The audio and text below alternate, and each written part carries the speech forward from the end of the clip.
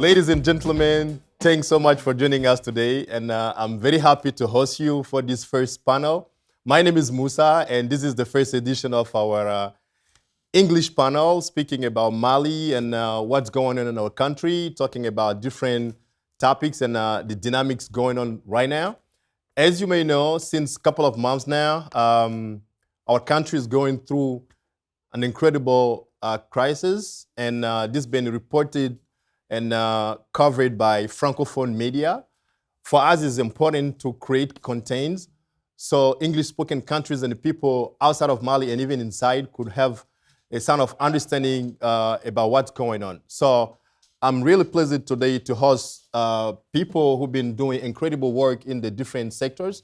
They will be talking to us and explaining us what the dynamic and what kind of solution or kind of thinking to what could be the next. This panel is organized by Accountability Lab, which works a lot on governance, transparency, and accountability, and also Instrument for Africa, which is I for Africa, a huge network working to promote and also the production house. So thanks so much for joining us. My first question to my panelists will be to introduce themselves and tell us what they're doing in an everyday basis. So I will start with my left, Fati. Thanks so much for joining us today. Hi, everyone. I'm very, very happy to be here, and thank you for inviting me. I'm very honored by that. I'm Fatima Al-Ansar. I'm currently working at Mali Center for Strategic Studies at the Ministry of Foreign Affairs as a political, international relation, and gender analyst. I'm also the founder of Tilouat Peace Network, which work on empowering young girls from different regions of Mali to become peace ambassadors. Thanks so much, Fatih. Thanks for coming. Mohamed? Thank you so much for having me here. I'm so humbled. I am Mohamed Salaha. I'm a journalist, publisher at lemalimac.com. I also work as independent journalist for international media such as France 24, Al Jazeera, BBC. And I'm really happy to be in this panel today. Thanks so much, Mohamed, for being with us. My right side right now. Okay, thank you, Moussa. My name is Mody Berethe. I'm currently the head of the Bamako-based peacekeeping training school that is called École de Maintien de la Paix à Lumlondembe. And our school actually is working to train people to be deployed in UN, AU, and ECOWAS, peacekeeping missions. But we also have a research center that focuses on conflict analysis and also looking into conflict trends. Moussa has actually invited me, as he's saying, as an expert. I don't know what type of expertise I have, but I have a little bit of background in peace and conflict. I've joined the peacekeeping training school in last November, coming from the UN mission in the CAR. And also I have an experience working mainly in the central part of Africa, on peace and conflict in Burundi, DRC, and also even in Ethiopia. Thanks so much. The gentleman and lady been really humble. As you have seen, they are incredible, engaged in the field and make things happen in our country. So my first question will start, obviously, with my right, General Berethe, about a general overview about what's happening or what's going on or what happened in Mali to get us here where we are right now in this social crisis we're going through and political, of course. Okay, thank you, Moussa, for that. I think that today we cannot clearly say what happens when it's come to the facts. Going into the facts, in 18th of August, we know that the military, mainly young officer, rank of colonel, just put together their forces and went, to, I cannot say take the power, but went to, take the president physically and take it to Kati. And doing so, they also have secured their own hierarchy, taking most of the generals, taking those people to Kati. So we don't have today, a clear narrative on, who planned what and who did exactly what. But we can, have some element of analysis on what's happened, on 18th of August. We do know that, before 18th of August, there are like 2 or 3 months of, public unrest and protest. going on in the streets. And we know for sure that, there are many streams of people, walks of life, from, Malian, common Malian, and also from politicians that are wishing to see a solution to what was happening in the street, but because they could not see an end or a solution to what was happening. And I think that a lot of people started dreaming that there will be something that will be, I don't know, a quick, smooth or whatever. Actually, definitely some non-violent, military intervention into what was happening.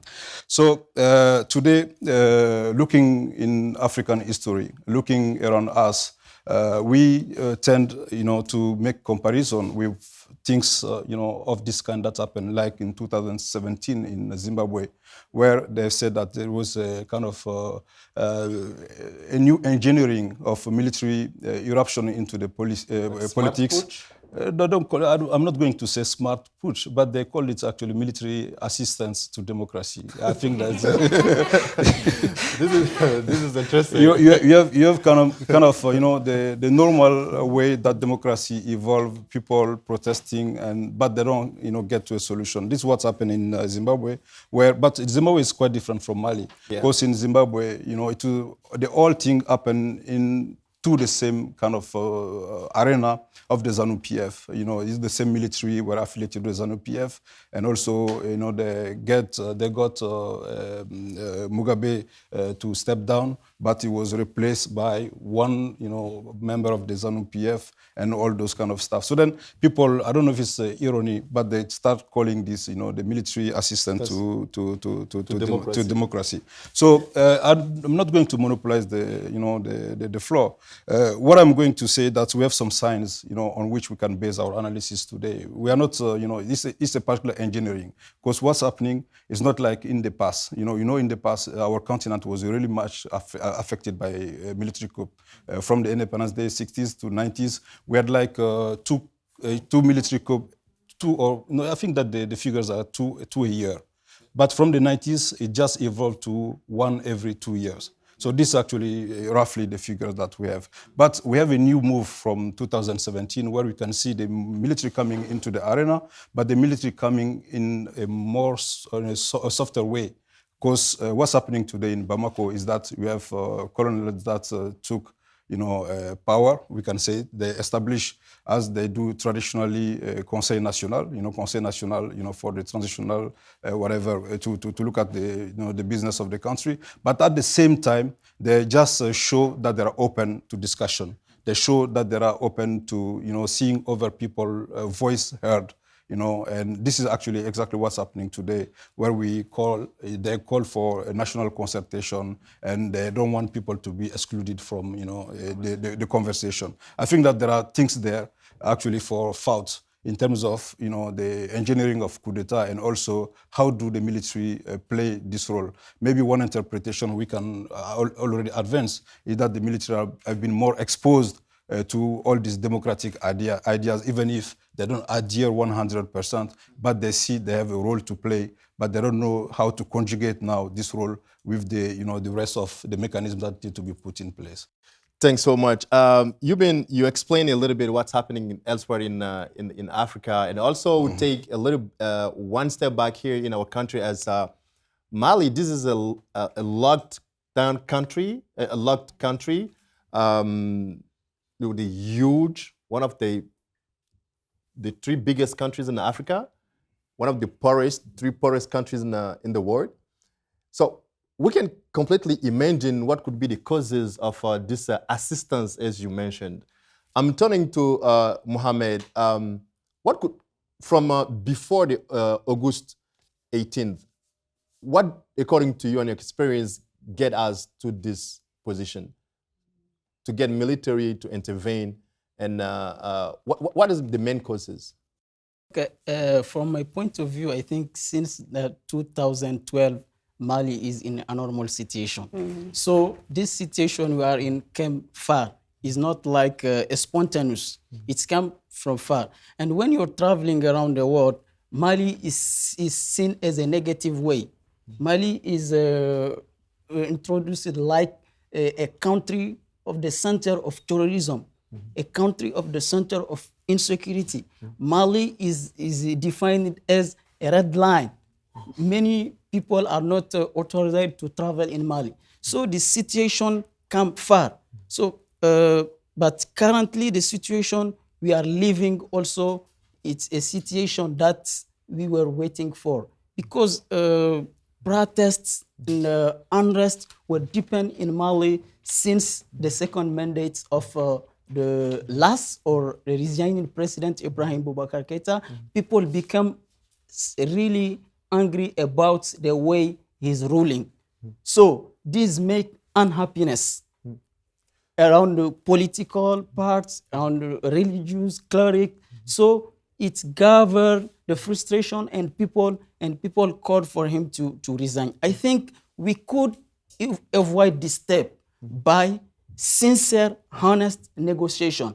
But unfortunately, we didn't do so until we arrived to the democratic assistance. I'm learning from. I'm learning. Actually, the right acronym would be MAT. It's military assisted transition. Yeah, since we came military to assisted transition. Actually, since we came to the military assistance for the democracy, so it was. We cannot say that it was sad, but it was somehow welcomed by Malian, because the first time we assist in a coup without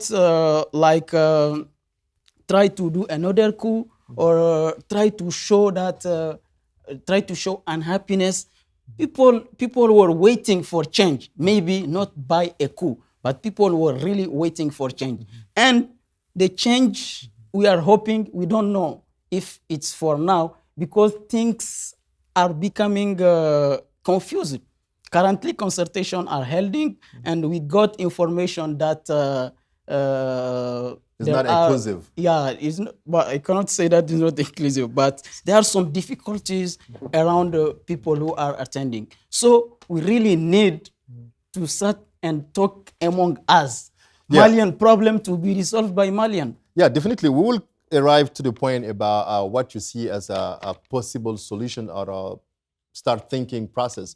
So I'm turning to Fatih about the same question. As in gender perspective or youth or whatever happens, he mentioned about this grievances about people expecting more the way the country is governed, the way they expect things to be, the link between the government and population. So what kind of analysis do you bring into that? I mean, I think I would just maybe add to whatever my colleagues say already here, because I think that they have touched most of the things that I wanted to talk about. And I think Mohamed Salia mentioned the fact that this current crisis, the coup d'etat that happened, or the forcing the president to resign, it's not something that's just happened like now. It's something it's ongoing crisis, political, social, security. There have been a lot of ongoing political security that have been happening since 2012, even before that haven't been solved. And I think that the main problem is that we focus so much on trying to solve the leaders, what the leaders think that is the problem in Mali, but we don't really trying to get in touch with the people that are actually in need. There is a lack of education since for so many years, our system of education is really, really weak. And we have a very huge access to good health in Mali, access to security. So people were hoping that with the former president that he will be able to address some of those big issues. I mean, I'm not blaming him, because he came in with a very difficult time with with the terrorism and the armed groups in the northern Mali, and then with the intercommunal conflicts happening in the center. So he actually came in with a lot. So when he came in, we have Mali had 25%. I would say that's my own analysis. Mali have 25% control of the country. But now today we lose 75% control of the whole country. So we are in a very weakened right now situation. So my view as a young woman is, right now as a Malian, we need to really work together to find a solution to have a very smooth transition, a transition that includes everybody, a transition that's really solve the biggest problems that we are having in the country, which is education, security, health. And I know that the transition, it's not long enough to solve all the problems in Mali, but at least we can try to communicate with the people. And that's why I think that the idea of like discussing the term of references before actually doing a national consultation was very important, because you can actually hear from Malians, what are your problems? What are your priorities? How do you think we can solve it? I don't know what's going to happen in the national consultation, but I think that it was very important that we discussed the term of references and then we came out with a common solution.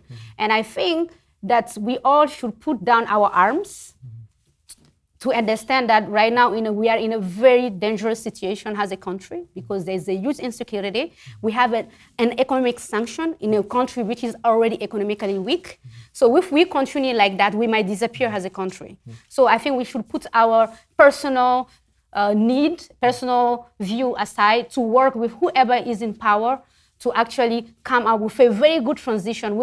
I see a lot on the social media that people are discussing about, we want a military transition, we want a civilian transition. I think the discussion shouldn't be about that. The discussion should be about, we want a leader with a vision, with an agenda, who is able to actually take over this transition. And it should be a consensual proposition from everybody in Mali. Yeah, thanks so much. About transition, we will get back to that point, because this is one of the most important points we want to discuss with all of us today. You all talk about the poorest situation of the country and the expectations of the people. So when we have one hand a country with one of the poorest countries in the world, and the other hand you have the ambitions and the expectations of population in terms of democracy, in terms of human rights, in terms of military equipment and all that. So we have how to manage that, because one hand it is great to have dreams or to have ambitions to live in a right position, but when you live as a citizen, I know you're from Timbuktu, it could be like a kind of difficult to be or to have all you expect as a citizen. So is that things play a key role to revolution or protest or rally against the government?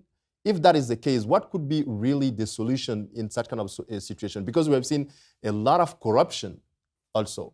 From the President IBK arrived in power in 2013, we've seen like 5 biggest corruption scandals. And it's like billions of CFA. So this tells us it's not just about the lack of money to invest in the social demand, but also the bad governance around the regime and the regime actors. So, General. Okay, yeah, I think that the debate that Fatih is mentioning around civilian military actually should be also taken seriously, in the sense that what we see somehow coming to your question is that people do project their desire and their dreams, as we are talking about the future, here on this panel. So what people actually do resent is that the country has been through like 3 decades of misgovernance. Because the misgovernance is not just about the bad governance, it's not about the IBK regime. This thing, we actually, as Malian, we have the sense that those stuff started in the 90s when all the rules and criteria were broken. You just need to be affiliated to a political party, and then you will, get to the top position, and then you will be into the system of, election based on generating resources, money. So the most, resources you have and money, so the most likely is for you, to secure or to be in power. So I think that Malians today, they just dream of a system where we finish with what they've been knowing for the past 3 decades. So if we talk about a solution to that, I think the solution to that is to have a kind of solid governance, and solid governance is established only by solid institutions. So this is why when people say, okay, we want military, we want civilian. So some will say, we are all Malian here. So civilians actually means to them just continuing the same business.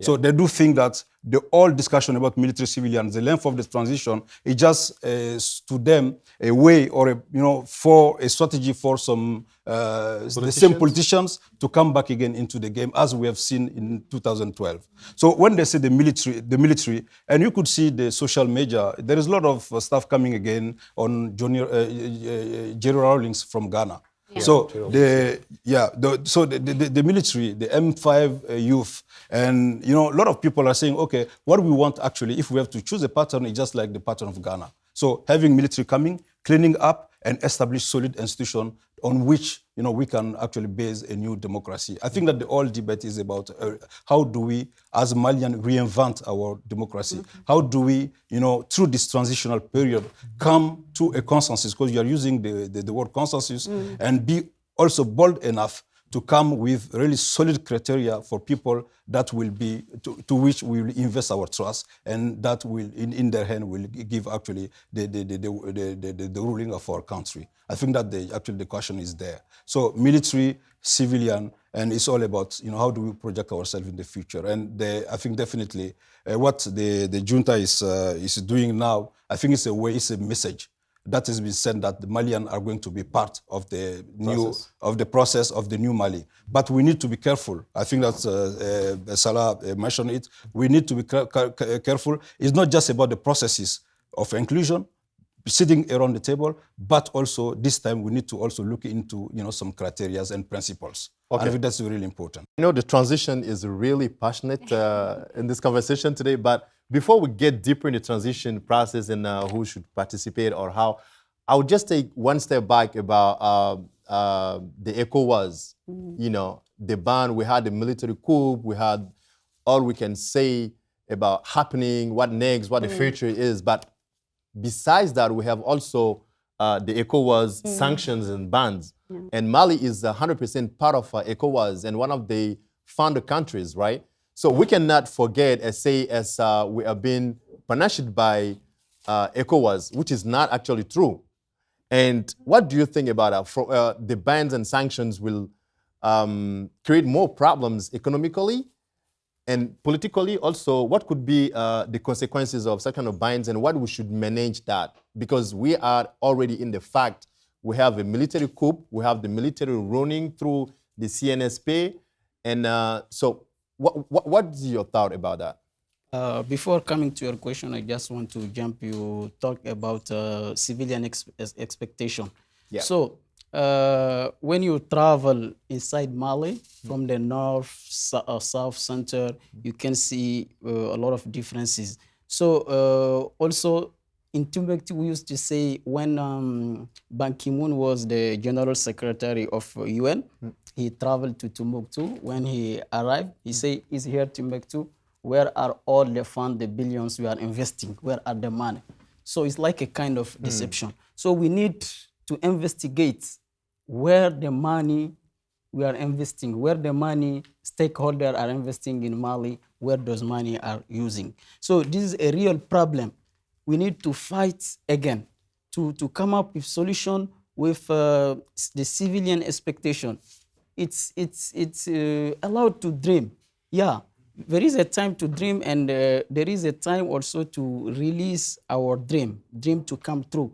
Now, what civilians need, it's access to school, drinkable water. Education. When even in Bamako, we don't have access to drinkable water. So if you go deep inside Mali, it's just a kind of deception. So we need to arrange those things before thinking about fighting corruption at the high level of the states. It's obvious that it's an important point. So coming back to your question, I think that ECOWAS must wake up, because putting sanction on Mali is very dangerous. Mali is already under sanction.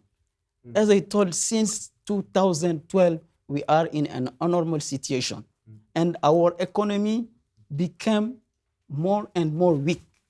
When ECOWAS put those sanctions on Mali, is to make us more weak again. We are already weak.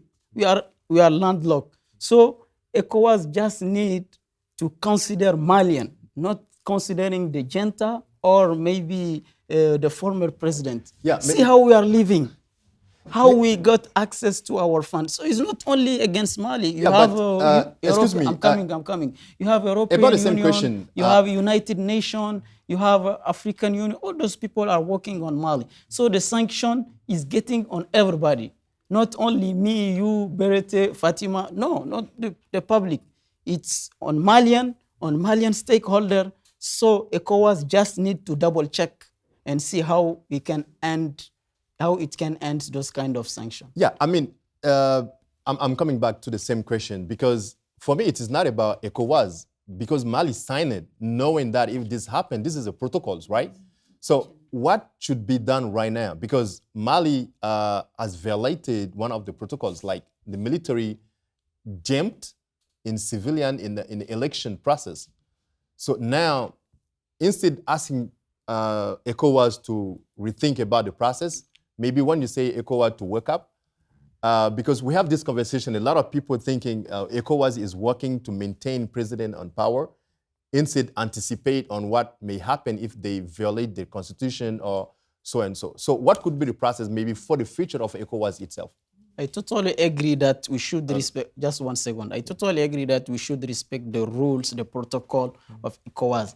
But ECOWAS can monitor the situation. We are in a dangerous crossroad. It should take time to come to normal. So ECOWAS should give, maybe, that's my own point of view, should give a deadline. If change no come, can put sanction. But going directly to sanction, on my point of view, that's very dangerous for us. Fatih?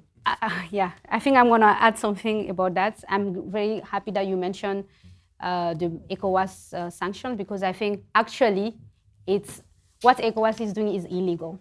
It's not in the protocol, and any protocol of ECOWAS sanctioning, putting economical sanction on the population.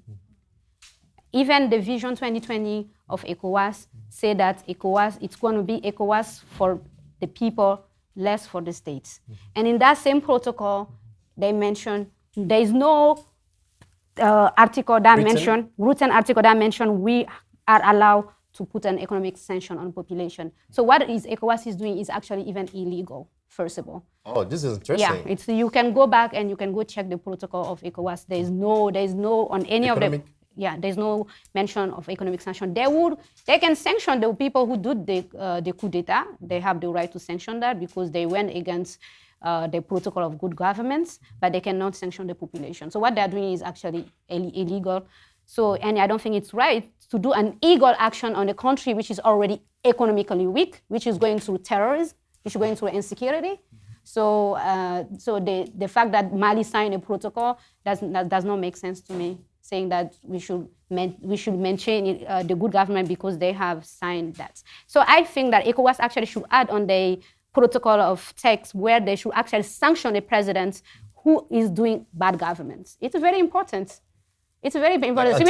Anticipation process. With ECOWAS, the Vision 2020 is ECOWAS for people. They should be able to also sanction a president which is badly running a country. For example, the same to we are seeing so that around Mali, where we've seen the same process taking place day after day. Day after day. And we are sure the end will be the same thing happen in Mali. In Mali, exactly. So that we will avoid a constant coup d'etat happening a lot. Because right now is our institution that are like in terms of nobody, we don't value our institution anymore because with a group of people are unhappy about the ruling of the country, they can just take guns and take over power. So we should find a way to solid house, my brother says, to find a way to solid our institution so that we can avoid this. So waking up the day they have took the president to just write a paper, say that, well, okay, we have economic sanction against the country. It's not a way to do it. The way to do it is like, how can we help Mali get out of this crisis right now? Okay, I recall ECOWAS is the West Africa community. So as Mali is part about 15 countries and economical and social and governance thing. So I'm turning to you, the thought about this. Yeah, actually, I would like to take the ECOWAS question, under a different perspective. We had a chance after the coup to, call for a discussion on the role of ECOWAS. within, managing the situation, the crisis in Mali. And I think that Mohamed was there. You were there. And as guest, we had Ambassador Boli. And you also came with the ambassador, representative from Nigeria, and also the representative from Ghana. And we had the chance to have also Ambassador Buyoya, around this table, just to share views and comment on what's happening. Beyond the fact that, there are procedures and rules at ECOWAS, where there is an unconstitutional, change, of power, they have to actually automatically come with some kind of measures. I think that the Mali case fall under this purview. Yeah. But what's interesting to us, under the perspective or pure analysis, because we are also a research center, is that, what is really the effect of those kind of action? I think that the question is it the action against the states, or the statesmen, or is against the state, against Malian. But we can also take the reflection even further to say what has been so far the impact. Because from usually what happened in the coup d'etats is that the traditional coup d'etat, you kill the president, you imprison him, or you actually send him to exile. This is actually the traditional kind of stuff. So what we have mentioned as the military assistance to transition, what we are seeing now is that there is a kind of, the softening the action of the military. Because what's happening now in Mali is the military going to the president, taking the president to them, but negotiating with him so that he resign. I think this is somehow this can be a fruit of pressure that has been put from the international community. And we can also consider that the way the rest of the thing are evolving, that 2 days ago the president has been released, he traveled. But letting the president go out, the very junta went to negotiate again with ECOWAS, saying that, okay, you will be the guarantor somehow. We leave the president, the ex-president go out, but you will sign a paper that if the justice from Mali will need him, will bring him back here. I think that we can have a different perspective on the role of, ECOWAS. But something that is important, Moussa, also to mention, is that ECOWAS is not coming like a monolithic and block to Mali. You have seen all the discussion around what kind of sanction, is it a blockade to be put on Mali? And there are lines of divide. We can clearly see that some are panicking somehow because of their own internal political situation, like Cote d'Ivoire, like Guinea. We know that Guinea-Bissau and Burkina Faso and even Senegal have a different stand on the Mali file. Yeah. I think that as a member of the community, the Malian can also consider that having a player like ECOWAS take us in a formula where we have a game of give and take. We have a community that have, leverages to put pressure on us. They say, okay, you are a landlocked country. If you don't do X, Y, Z, we can do this and that. But we also can say, okay, you have seen actually, it's like a take and gives. The Malians say, okay, we are not going to send cattle to your countries. Maybe this will be advertly playing against our own business. But I've seen also heard conversations where the Malians were in position to say, okay, you guys from ECOWAS, you want to block our country, but don't forget that we have common and shared problems of security. We have terrorism here. And most of those countries, from Senegal, Guinea, Cote d'Ivoire, and Burkina Faso, all those countries are represented on the Malian soil today. That are deploying troops in Mali. For example, when it comes to Cote d'Ivoire, it's like 600 Ivorian soldiers that we have in Mali. So I think that the Mali also, or the junta, or whatever you call it, the Mali states, have also today some leverages in terms of discussion with ECOWAS. I think that let us consider that there are rules that are there, and that we have also ways of negotiating, not negotiating the rules, but also negotiating how to get out of this crisis. I would finally add to that, I think, some comments that we went, that the head of ECOWAS, when sharing with us, he said that he's doing some kind of backstage diplomacy. And I think that we are discussing what the big conferences of head of state, but we have also small diplomacy that are play every day, where people are actually trying to really solve the situation here. And I'm convinced that the stand from the junta, the discussion civilian military, the length of the transition also somehow the external, international, pressure that is coming from ECOWAS. And you know that all the organizations today, the AU and the UN, are aligned behind the ECOWAS. Something actually are factors of contribution. I'm not going to judge them positive or negative, but factor of contribution, to the way to solving the crisis. The problem. Yeah. Thanks so much. This is a huge bridge between military analysis and also civilian, as you have the both hats. Yeah. Thanks so much. And not to forget that I think that the head of ECOWAS told us that they themselves are trapped, between the Anglophone and Francophone philosophy of power. Because in the Anglophone countries, there are in the provisions of their constitution resignation. There are ways to get a president out of the power. But in the Francophone system, you don't have anything. I think that the very ECOWAS people that are coming, to assist us, you have this line of divide where they don't know how to do with Francophone business, definitely. Yeah, this is a big challenge. Even the language barrier also is one. So the next question from our panelists will be around what transition do you think for Mali do you have or imagine for Mali right now? Pardon. But before that, I'm turning to the audience if we have questions for what we've been saying. So the panelists can take your questions before we move forward. So the floor is whoever wants to ask question. If can be brief. And by the way, thanks so much, Mr. Cisse from the U.S. Embassy for joining us. Thanks. Questions from, yes, I think there is a mic here. Can you join the mic, please? If I can come there. Yeah, I think we can hear. Yeah, please. We can hear you. No, I think. Do you need the mic or is okay? It's okay. Okay. Maybe they want to get your picture. So can you? Okay.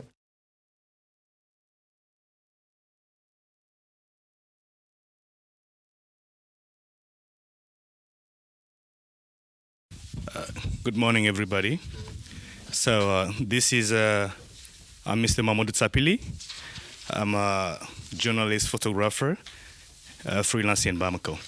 Actually, my question is concerning these transitions talks that's going on today. It's open today, these national consultations, which will be going on up to the 12th. And do you think that Malians will come up to resolutions fitting in the ultimatum given by the ECOWAS members, which is the 15. So that's my question. Thank you. Thanks so much, Mr. Tapili. Another question? Okay, please. Okay, good morning, everybody. I am South Tilawa Sofana from AMP. Okay, I have a question for the panelists. Okay. What could happen in case what the military did in 18th of August didn't do? Okay. What could happen? Okay.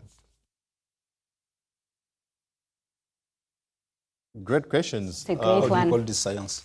Yeah. That's a great Okay. one. Another. It's a branch. Another question? Okay. We'll go with. Okay. We have.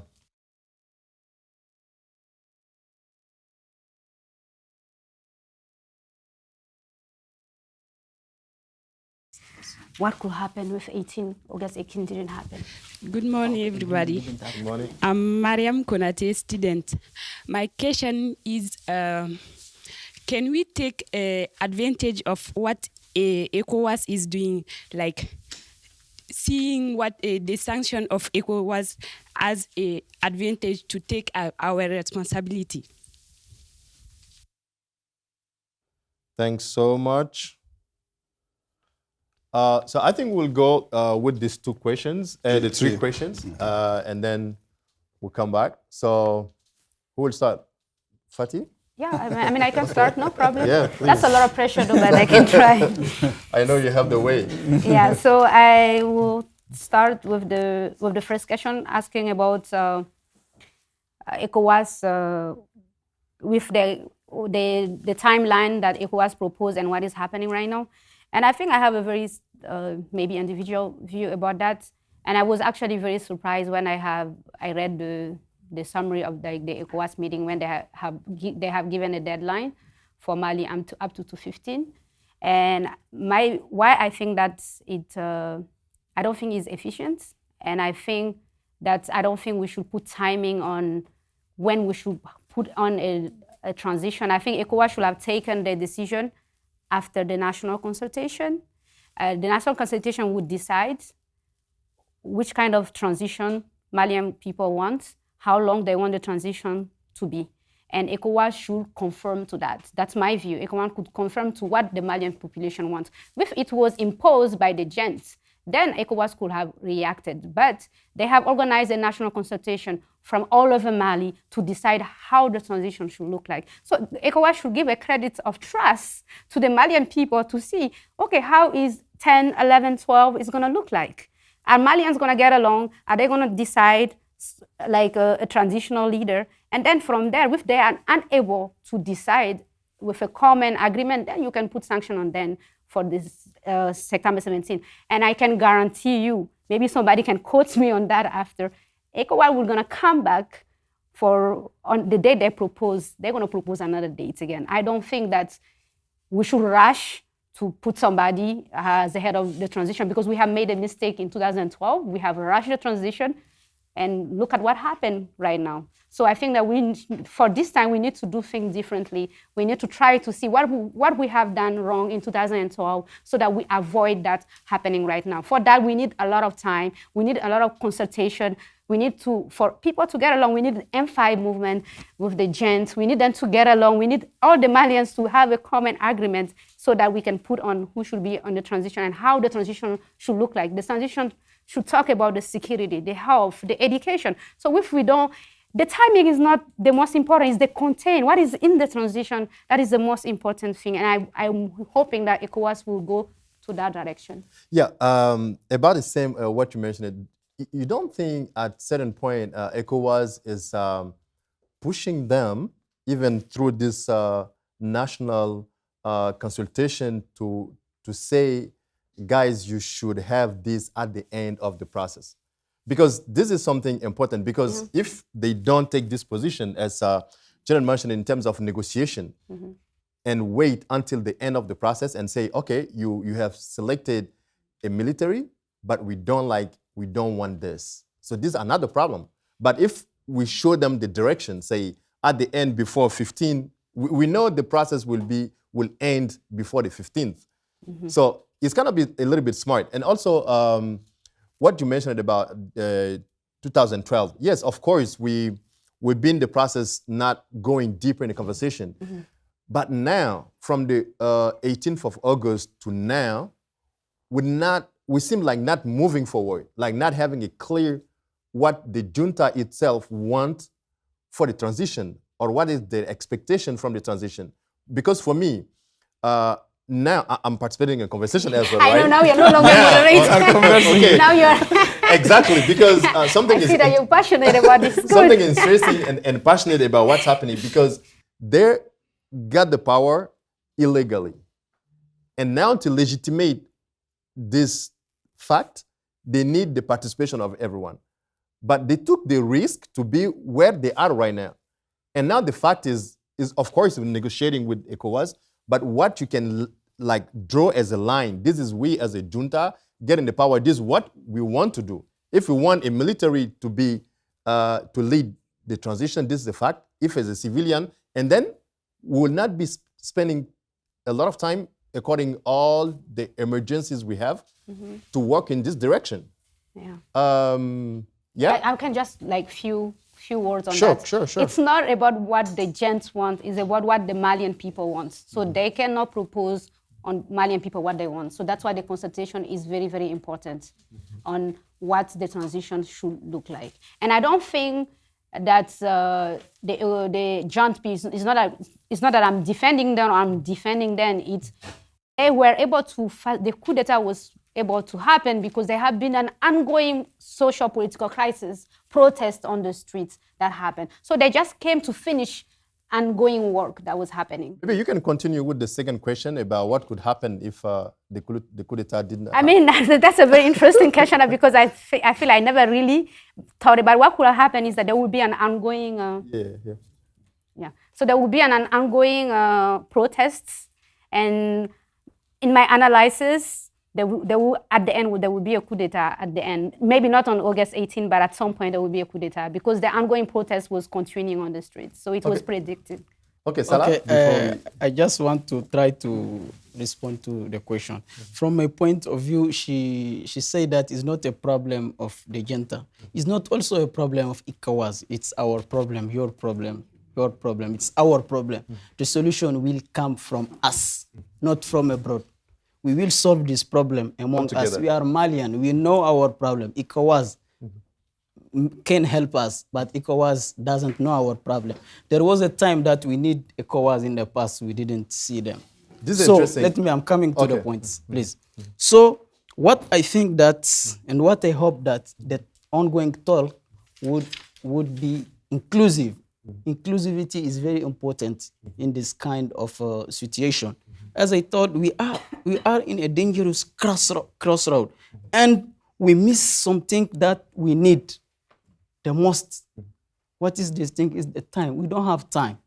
And somehow I can appreciate what ECOWAS is doing. It's like a kind of pressure to come back to normal situation.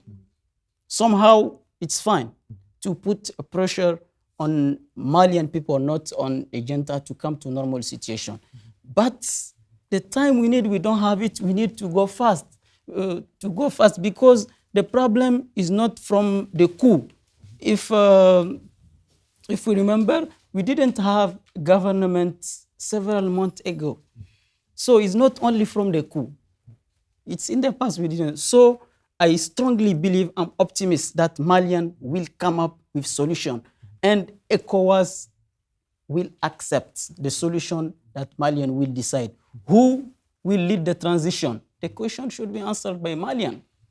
Not a civilian, not a military, but all Malian will give answer to this question. And this is very important. Do you think the process is inclusive?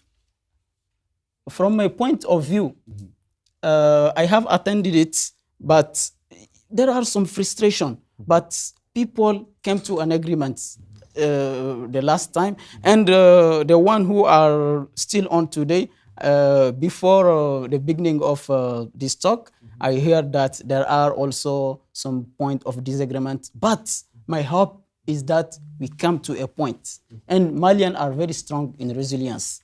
We solved the problem of 1991. We solved the problem of 2012. We will solve this problem. Okay. It's a big problem. We will come up with solution. I'm sure. It's interesting to be optimistic. But the thing, if we arrive to the same point after solving in 1991, in 2012, and we had the same thing happening, that means we missed solve the problems in the past. That's why. So now I'm coming. So you talk about the solution will come from Malians. So do you think Malians are feeling really part of the conversation? Because this is the most important thing. And today, from the view we have, as everything is already set. So this is just like the process, but the decisions are already made. This is kind of feelings. So do you think, as a journalist and a part of the population, Malians are feeling part of this consultation, as their voice are heard? Okay, I will go very quick. What I think that some Malians are parts of the negotiation. We can get all Malian. Maybe some representative or some organization are part of the talk. Maybe we cannot be perfect. We cannot organize perfect talks. We need to organize talk, but it will never be perfect, and everybody will never agree. But we need to do with people who agree and try to convince people who do not agree to come up with a solution. Excellent. This is my point of optimism. I'm very, very optimistic that we will find a solution. Perfect. Those people who aren't happy about the situation, I strongly recommend to talk, because I don't support the junta, but they show humility in what they are doing. They try to talk to everybody. Maybe they will never be able to talk to everybody, but they show openness. They talk to people. They talk to people. So this show that they are taking the problem serious and they're looking for a solution. I think this is maybe is not the best way. It's a good way to start. To start. Okay, let's hope, as you say, to have a content and also the way and the process to do it. So I'm turning to General Berethe about what could happen if the coup d'etat did not happen in August 18. Yeah, actually it's a good question, and I do think that this is actually the same kind of question that these military guys ask themselves. What could happen if we don't do anything? Actually, when we look at the pronostics and also projections, and you call it a perspective, I think that there were like mainly three different scenarios that were on the table. The number one scenario is that the street were pushing for the president to resign. So the president just obey and say, okay, I do resign. There's too much pressure, and you don't like me, I'm not going to be your president anymore. So then this is actually number one scenario that could have happened. The number two scenario is the president says, okay, I'm strong enough because I've been building up my forces for the past 7 years. We are fighting against terrorism. We have a lot of armored vehicles. We have special forces, and we have this and that. And the mob you could see in the Place de l'Indépendance, we have actually the means to crack down on them, and then we suppress this demonstration. Then we don't know what will happen next, but there are situations and configuration what those things happen, and it can be a solution. And then we had a number 3 line of reflection, and this is actually seeing the military jump into the process. And this was basically the worst case scenario, actually the nightmare. I will tell you why. Why a nightmare? Because when you look at the present, you need to look into the mirror, back in the rear back mirror, because what's actually the country has seen and witnessed, before the new cycle of democracy, election of IBK and stuff, it was a coup d'etat, and this coup d'etat was characterized by what? By rank and file soldiers, coming. Overwhelming somehow their own hierarchy. So there is no officer, no top sitting officer that were in power anymore. You have the corporal and also the non-commissioned having a captain as the leader, and just say, okay, we don't accept the situation and we want the country to change, those kind of stuff. So it was actually a nightmare thinking that people that are today deployed to fight against terrorism, and people that are also been building up and trained for these same purposes that are sitting in Bamako, because we have, differently from 2012, we have more robust and functional forces, in 2020 in Bamako and surroundings. So it would be a nightmare to see those people coming and jump into the process and say, okay, we do some coup d'etat. I think this was number one. And the number two, we need also to be mindful of what happened in 2012. Because what happened in 2012, when there is a coup d'etat, there is also a counter coup d'etat. Yeah. And there is also the fight against the different colors of beret. You had the beret rouge, the beret vert, and those kind of stuff. So it was our own, kind of threat to say, oh, if it's happened in the city here, that people get to fight each other, because the beret today, the beret chocolate one, beret marron, are for the president, and the beret rouge have to advance against the beret vert and those kind of stuff. So definitely the scenario would be, like letting the country slide into some kind of civil war. This is actually what could happen if 18 August didn't happen. So it's really important to come again into on what happened exactly. Because today we don't know exactly. Maybe there is somebody sitting in this room who knows exactly what happened. Me, I don't know. What happened exactly? Please, if you do have, tell us.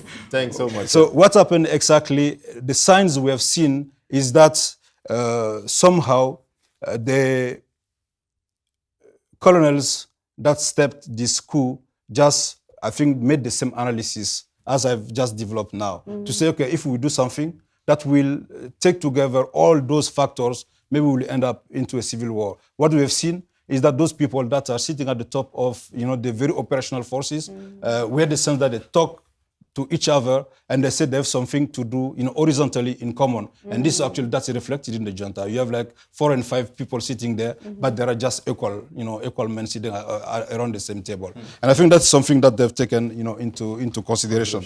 And they seem also to have taken into consideration that this military, our military has been, is not dated back 7 or 8 years, but has been politicized, deeply politicized since, the inception of democracy. Because two people that came under the banner of democracy, they did think that, it's really normal to everyone to think that if you have the power and you really want to rule a country, you need to have the military by your side. And those people came against the regime of Moussa Traoré. That was actually a militarized regime. So what they come is, you call me an expert on SSR. We do studies on that. Every country has its own specificity. And the specificity of Mali is that, the politicians from the 90s, they really were successful in inventing new strategies on how to take the military under their control. And this goes through, the promotion, this goes through recruitment, and this goes also through creating lines of affiliation and clientelism, within the military. And we are really worried that if, as you were asking, the military has to jump like the worst scenario into, the arena. At the end of this process, they will come also under the banner of different politicians, that have been infiltrating the military and that have actually concretely influencing them, to get to their, their objective. And you could, I think, as Malienne also say, that some of these politicians are still, active and agitating because this is the coup d'etat that was successful, but there were, I think, a different project of coup d'etat and engineered by politicians somehow. And I think that the scenario that we had is not the worst case scenario. It's one scenario that's happened. And I think that we have signs of hope, seeing those people, to see people coming to discuss and also to get to the consensus and talk about the future of Mali. And I think that this is the last point, is the future of our country. Thanks so much, Shah. I'm turning to Fati. The question was what... The future. The transition now. What transition do you think, and in terms of gender perspective? Okay, but I mean, since I feel like we talked a lot about the transition, obviously the transition has to be inclusive. But I think I will maybe touch more base about the future I want for Mali. No, this is the last question. Oh, that's okay. The question is exactly what kind of transition do you imagine for Mali? You've been talking about different aspect of it, but now what kind of transition do you imagine? Not what ECOWAS wants, not what Z and Y want, but what do you I'm imagining a very smooth transition, a transition that is very inclusive, a transition that the voices of all the Malians are heard, the needs of the Malian are also put into consideration. So what I'm not hoping for a violent transition at all. So I'm really hoping that after these 3 days of national consultation, as the Malian, we'll be able to agree on one thing so that we pick up very quickly our country. Same question? Oh, I will be very short. And also social perspective? So I just need, what I want is an acceptable transition. Seriously, also with inclusivity, a transition which will be accepted by Malian, majority of Malian, and a transition which will hand over quickly the power to a democratic elected regime, and also a transition which may do some reforms. So I really hope that the transition will be as short as possible. As the military, the junta said at their first apparition on television, they say that it will be the most short. So junta should respect their speech. What they say. Thanks so much. In terms of security reform and also transition, because we're now in a very specific and particular moment of our country, and we've seen the army being a lot in the conversation. So according to you and your experience, what could be the most reforms we should undertake during this transition in terms of... Actually, my view is that we can have go through wishful kind of thinking. Everybody actually today is dreaming of a bright future for Mali, and this bright future will be get its foundation into this transitional period. And I'm a little bit, maybe I'm not that much, I cannot say positive or optimistic, but sometimes when I look at the long list of risks that are pending, I think that we need also to be somehow careful. And among those risks, you have the political risk, because we can make comparisons. We can have parallels with situations that happen in other countries. We have seen what happened in Burkina Faso, and the way the Burkinabe were smart enough to come up with some kind of mix of civilian and military architecture, to just negotiate the way out, for the transition.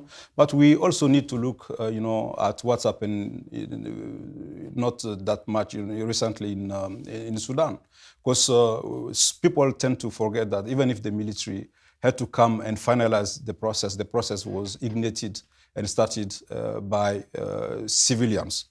And those civilians themselves were pushed or ignited by some kind of clerical. And I think that those things are really important to look into. So today, we are at the juncture in the sense that is really, we need to go through analysis of what the needs of those people are, the real needs of that talk about governance and transformation. But we also need to look into what's happening in this country. And this was mentioned here, I think, by Fati.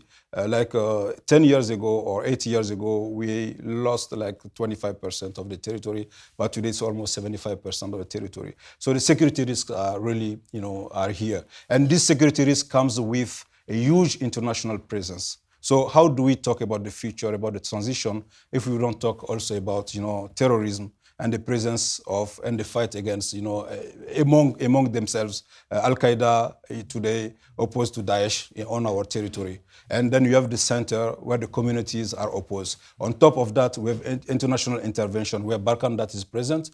And we have, the huge international UN presence that is in our country. I think that for the solutions are known, because at the very beginning of the problems, they made a lot of assessment. They know that the security sector were broken. They know that people, the way they were managing those stuff, were mismanaged. And we know also the cure for those problems.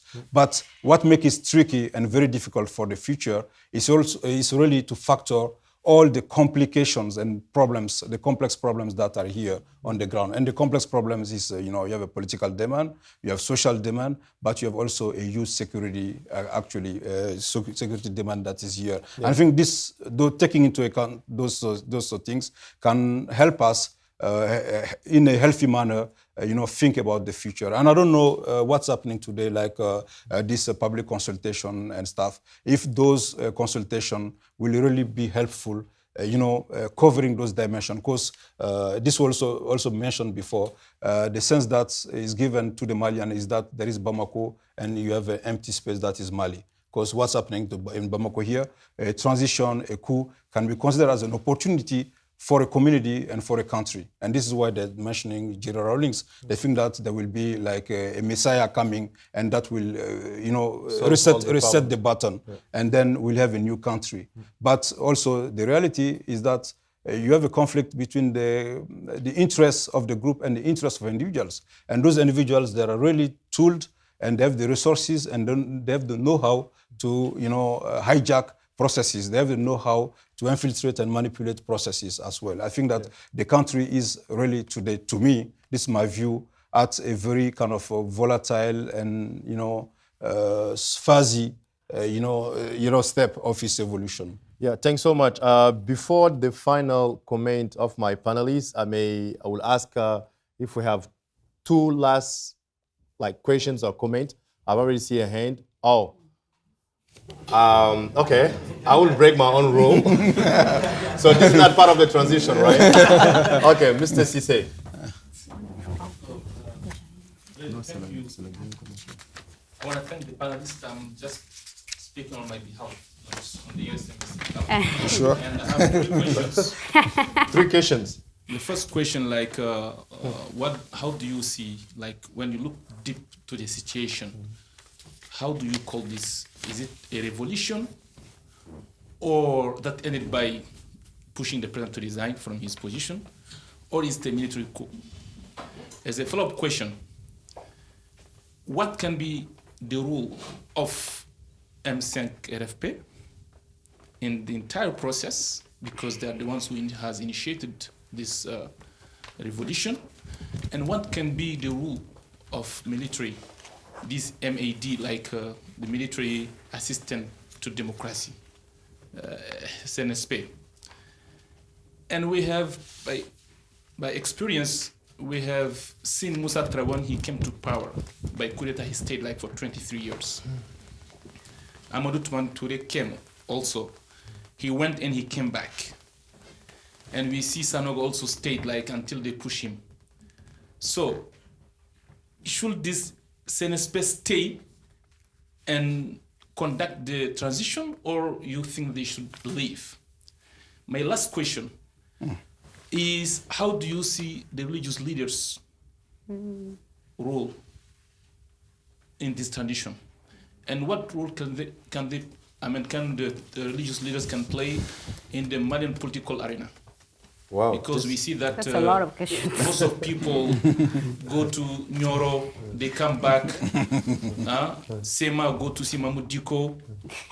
And all those people, all the stakeholders, they move, they go to see the different religions. So what role should they play, or they could play? Thanks so much, Mr. Cisse. This is like 10 questions combined in 3 or 4. 1 million. Thank you. $1 million dollar. Okay. $1 million. Okay, thank you so much. I'm Mohamed Doumbia. So I also have a few points / questions. Quickly, talking about future. Do you guys think that we have enough projection in everything we are doing today as Malians? Because we really want to discuss the future, but are we discussing the future, the upcoming future right now for us, or are we discussing the future for our children? So that's my first question. And as transition really means going from a point A to a point B, do you really know today where we are being transported to, where we really want to go to? That's my second question. And as Mali always had laws and texts, but the implementation was the major issue. Because we really have laws that could help us avoid situations like that today. Are we really going to work on new laws, a new constitution, and having the same implementation problem again, so leading us to the same situation again, or are we going to change that? So my last question is, shouldn't we think beyond our problems, our actual problems, and work for the future generations? Thank you. I'm impressed by the number of questions. That's a lot. Seba, it's one question or like Moussa will find way to combine them. Yes. Moussa will find way to combine the questions. That's his role. I am Seba, certified training professional for École de Maintien de la Paix.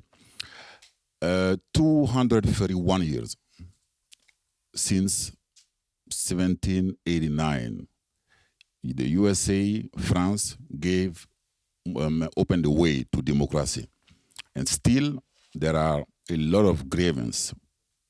It's malfunctioning most of the time. But the problem is we Africans, especially in Mali, we have cloned what they have done. Our democracy, our so-called democracy, looks like a cloning of their system. So I want you to take me as the seller in the great market, because in our country, only 20% of us are educated. Call me the farmer in Baginda or in Gao, etc. What solid institution, what good governance, what government itself will speak to me? How, from my position, I may view this. That's my point. So my question is very simple. Is democracy a good fit for us? Mm-hmm. It's a good one. It's for Fatima. No, why? A lot of questions. Sorry, I got the microphone. And you took the floor. This is called a coup. No? This is a coup. Assistance to military I'm assistance to transition. I'm from the Peacekeeping School, École de Maintien de la Paix. I'm the acting director of communication. I would like to ask, are we really ready as Malians for the right leader? Voilà. Très bien. Because I think that the issue comes from us, the Malians. If we get the right leader, the way how we can get to the right change we are calling for, we need a good leader, but are we really ready to accept him and accept those rules? Okay, thanks so much. Ladies? Otherwise, I would have been mad. Hi, everybody. I'm Aissa Taba. I'm a women's gender and sexuality studies. So I'm a little bit sad that we didn't go deep into women's role in this whole thing. Because if you remember in 2012, things started with women going in the streets. In 1991, it was the same thing. So whenever there is protest, you see women, and MSengs, you see that Kajatusi is the one who was the only woman, I can say, figure who was in the public, but the rest was among the protesters. So I would like to know, you as our panelists and people who know more, how do you see women involved? When I say women involved, I don't mean the UN's language as gender mainstreaming and stuff like that, but I mean like what they can bring in the table. Because even when you look at the news, you see the room, you just see men. And we agree that when you are not there, your view are not represented, because as males, you cannot see our point of view. So how do you see women involved, and how you see them bringing a change to this whole thing? That's my one question. And the other one is about the future we want. My brother has asked a question about religious leaders. So my worry is, how do you see the country change when people know, when the people who will come in power, the civilians know that always religious leader will have the power. They will be the one who will have the last say. In 2009, Mahmoud Digo and his people went out to change the code and everything. And now again, the coup started with them. How do you see a democracy, a future Mali, when people know that when religious leaders are not happy, they can overthrow everything that was built? How do you see a future like that? And my last question is about justice. We know IBK and his son particularly frustrated Malians, poor Malians, who were like, how they can use our money for their own goals. And now they are getting out of the country, no justice. We are not talking. People are like, let's forgive. How can we move from corruption when people know that I did that all these 7 years and then I get away without justice? How do you think we can go beyond that in the future Mali we are building? Thank you. Thanks so much. She asked the question. Okay, just before she started, I just want to be sure we had equal gender balance here, but the last one was a female. She did not show up. She don't show up, yeah. So we had 2 women and 2 men, just to be sure it starts here. Okay, Madam. Thank you very much. I have various questions, but I'm limited to one for your sakes. My name is Giorgia Nicatore. I'm the program manager for Interpeace, an international peace-building organization that's based in Geneva, but I'm based here in Bamako.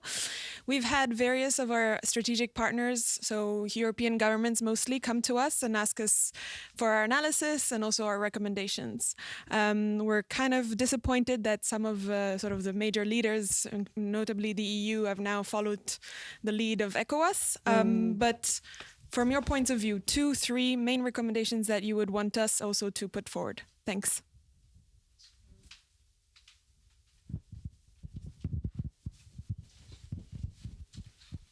Thanks so much for your questions. They're really interesting and really nice one.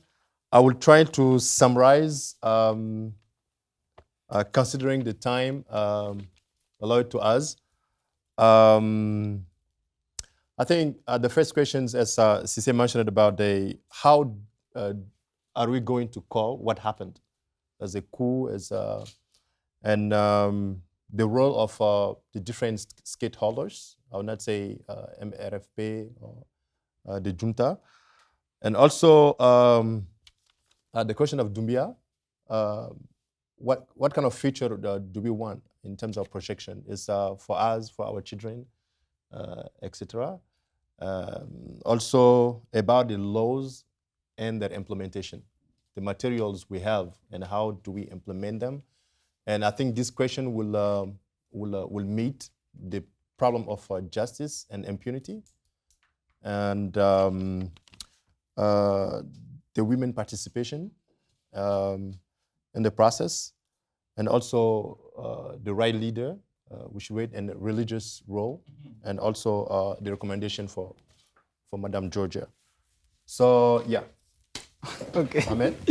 I'm very impressed about... So you can take broadly what I mentioned. Yes. Okay, thanks. I'm very impressed about the question you guys asked. It's so helpful. And I'm very sorry I didn't take notes because I don't have stuff for that. But I will just try to summarize, to get some answers.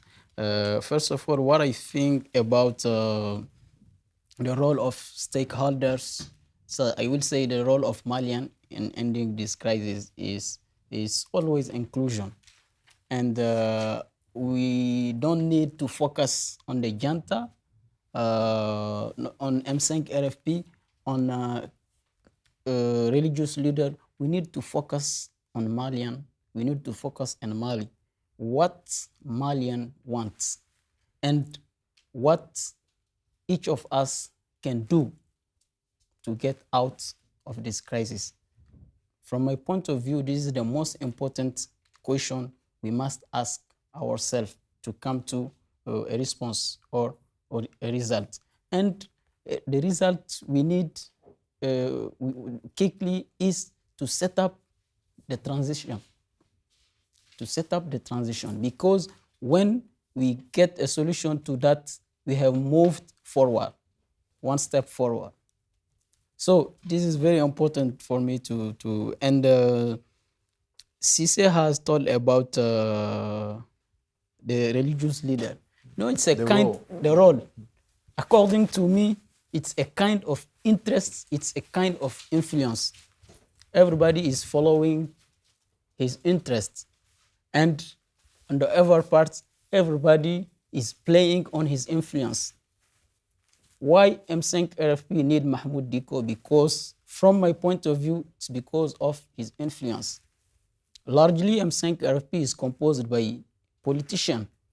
And you do agree with me that politicians don't have the capability today to mobilize. They failed. So Mahmoud Dicko has this possibility to fail. So M5 RFP is using his influence. And why also the junta try to be in touch with the religious leader, M5 RFP? Because they need also to show that people support them. So it's like a kind of war of leadership and influence. That's my own analysis, my own point of view. Okay. So are we ready? The question of Mr. Ba, are we ready for a good leader? For a good leader, I think we must be ready, because the time is playing against us. If we are not ready, we will be in the same mistakes, because all the change we try to make, I think we weren't ready. That's why we came to those points. We have to be ready. I'm joining his question as well. Are we ready for democracy?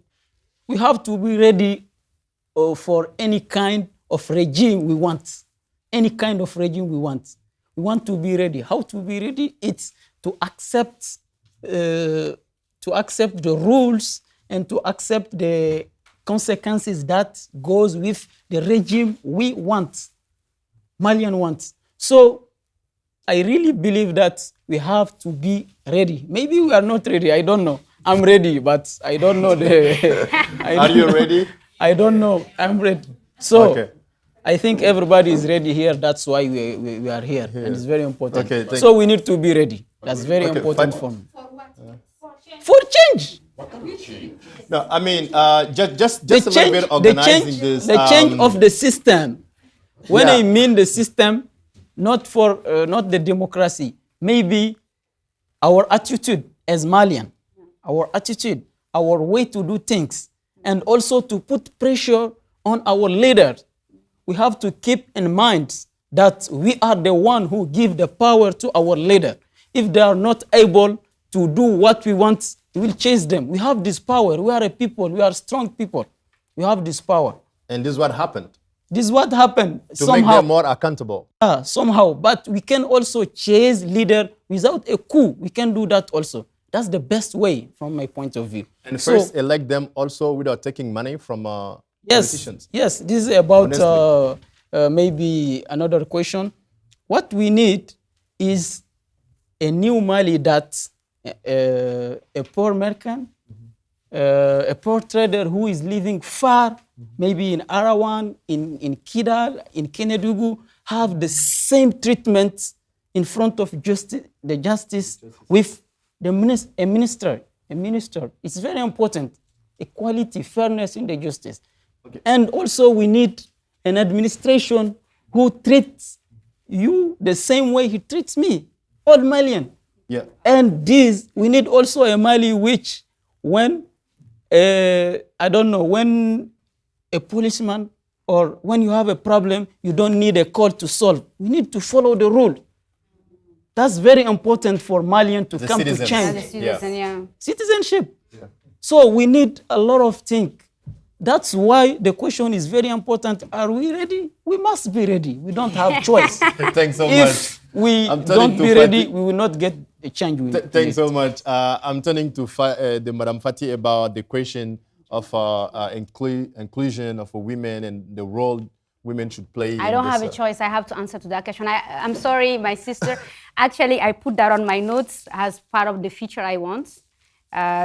So I guess I'm going to kind of touch base on that. We cannot, the role of women is more than crucial. It's very, very, very important. And we cannot really solve the problem of Mali without including the women in the process, because the women are the key core of holding the country together. They are the one who raise the leaders who are leading the country. They are the mothers of terrorists. They are the mothers of armed groups members. They are the mothers of presidents. So their voice are very, very important in the house and in the public sectors. So that's why I think like for us, we need to really include women. It's very, very like carefully, because you cannot include women with at a very educational level already. It's missing. Like how many young women are out of schools?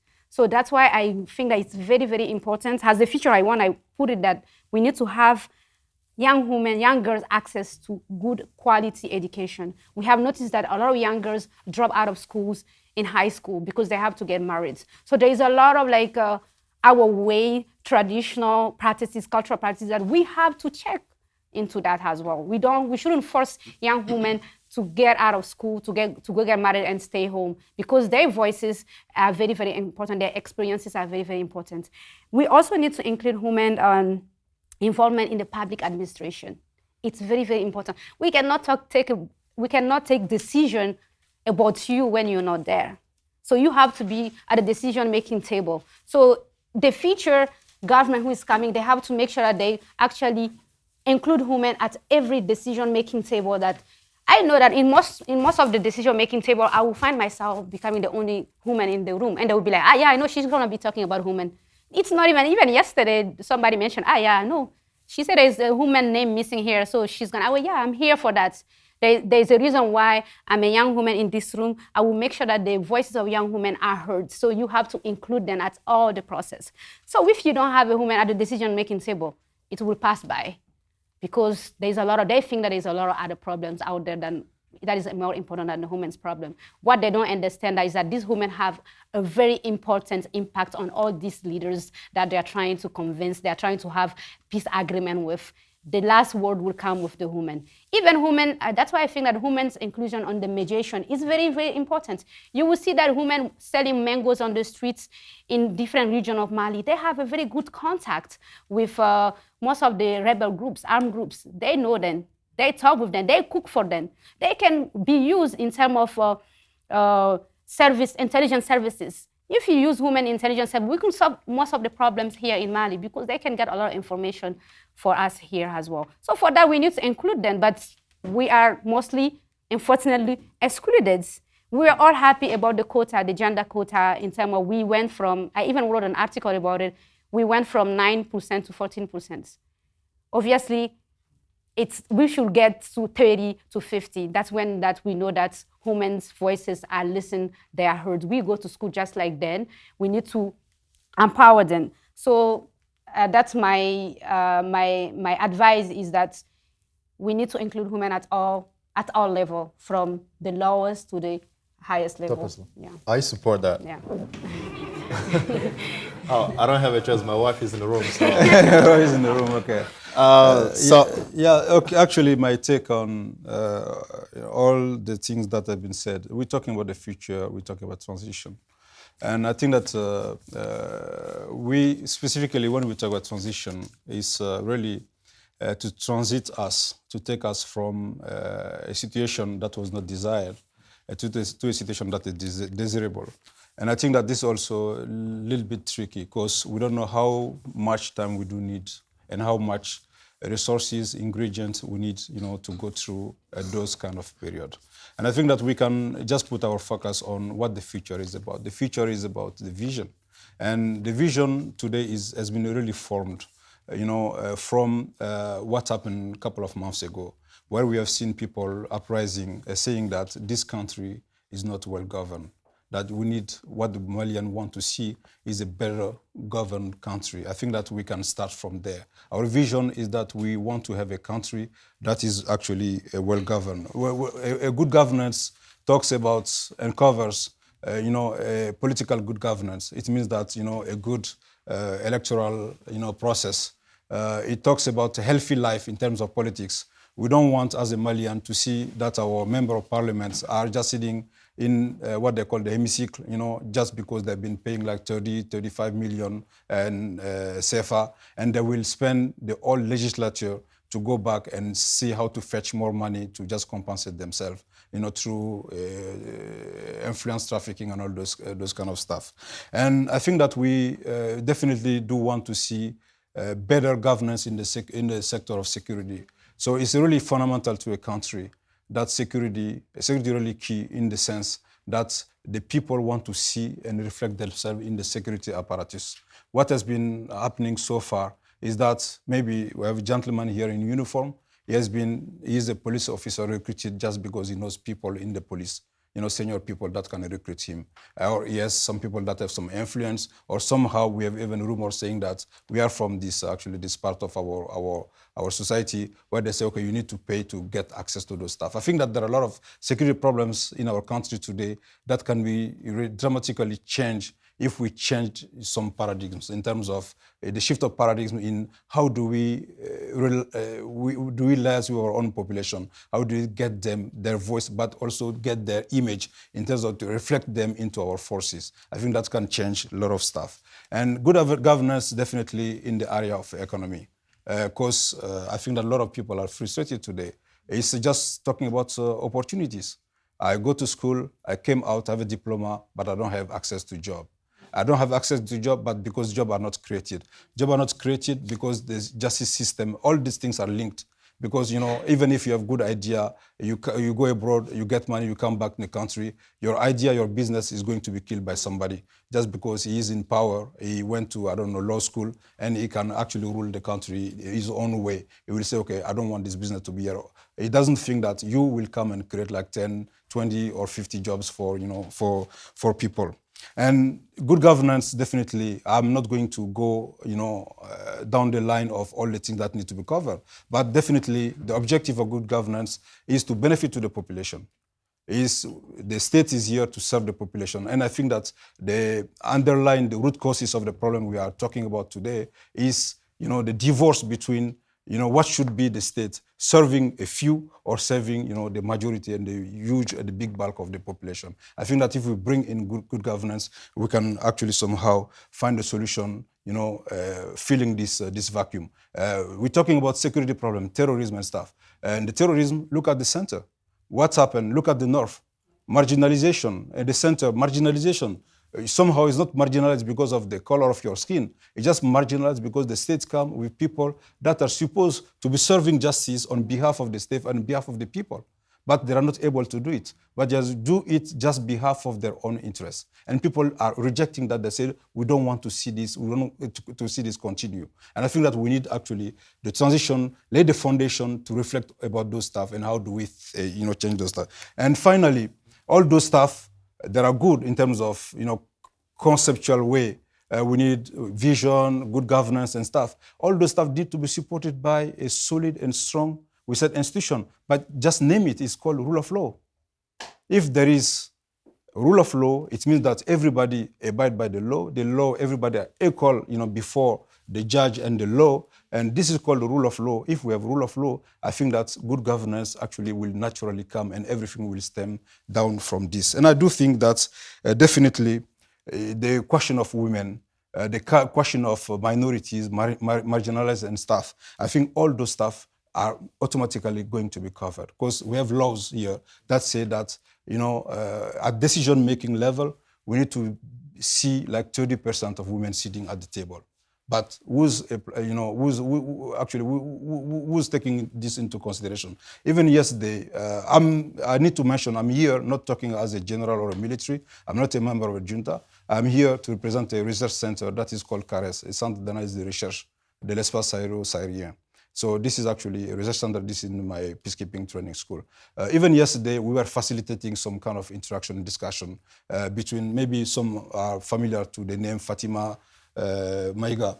That is a consultant with Norwegian embassy. She used to be one of the senior officer with UN Women. And she just came to us because we have a gender program in our school. She said, oh, you guys, how can you help us for the consultation of tomorrow and the forthcoming days to have, this, I cannot say this law respected, but at least to have some, or have more women sitting at the table.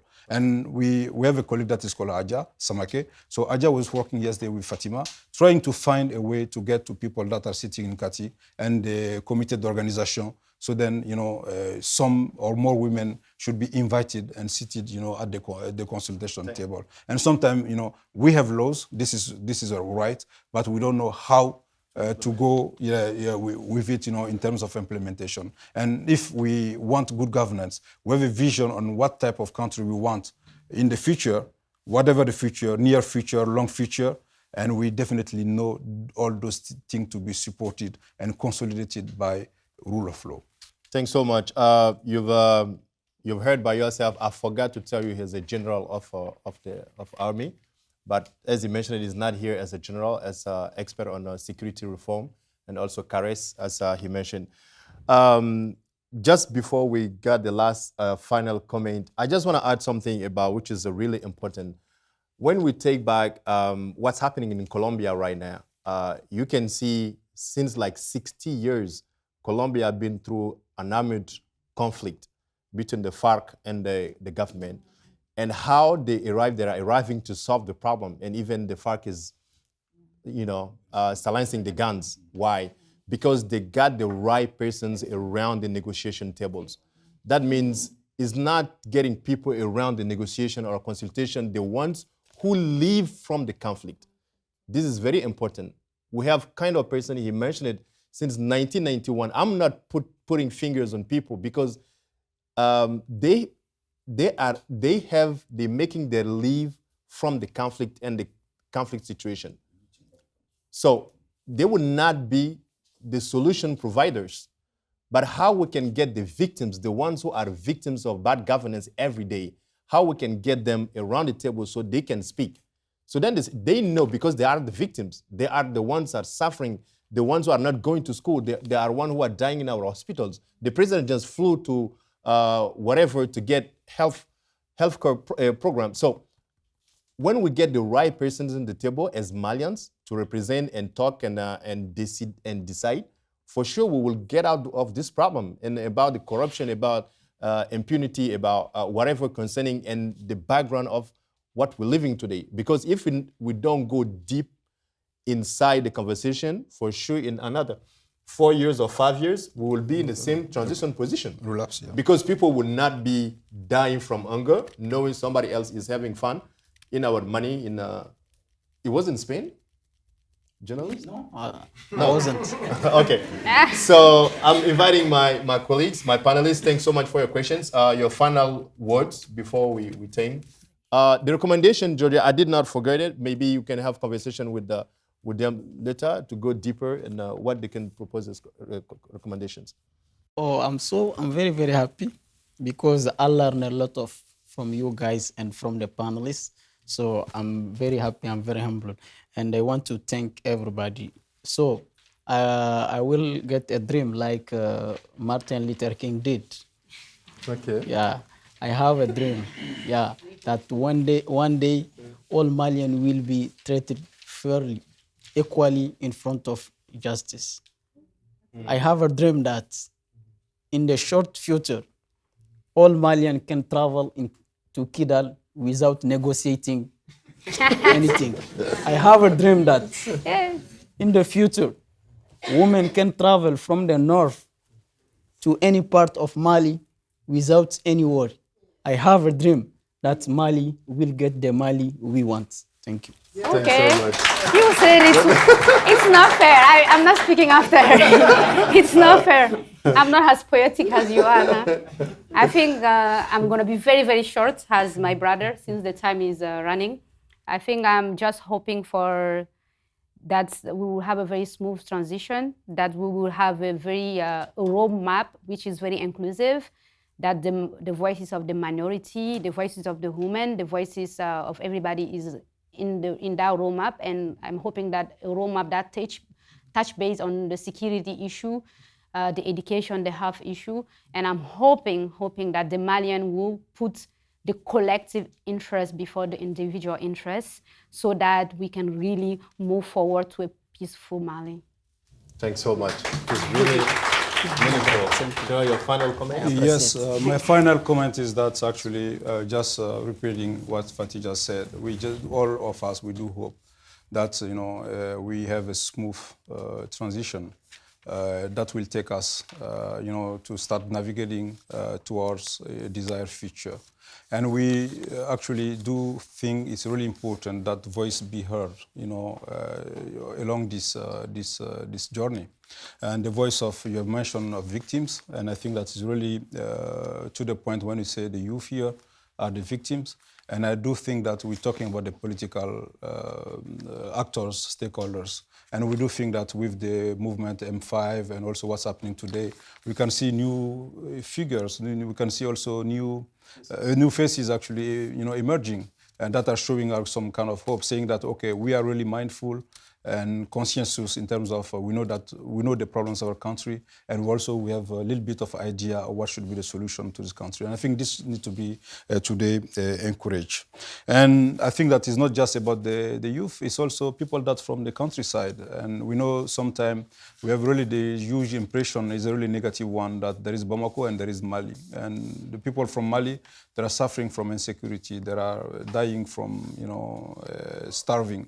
And because people just didn't get to the field and do the farming because of security problems, and they don't know somehow desperately you cannot just move from one part of the country, as you say, Demba, from point A to point B, without taking the risk to be going under some attack, like improvised devices and all this kind of stuff.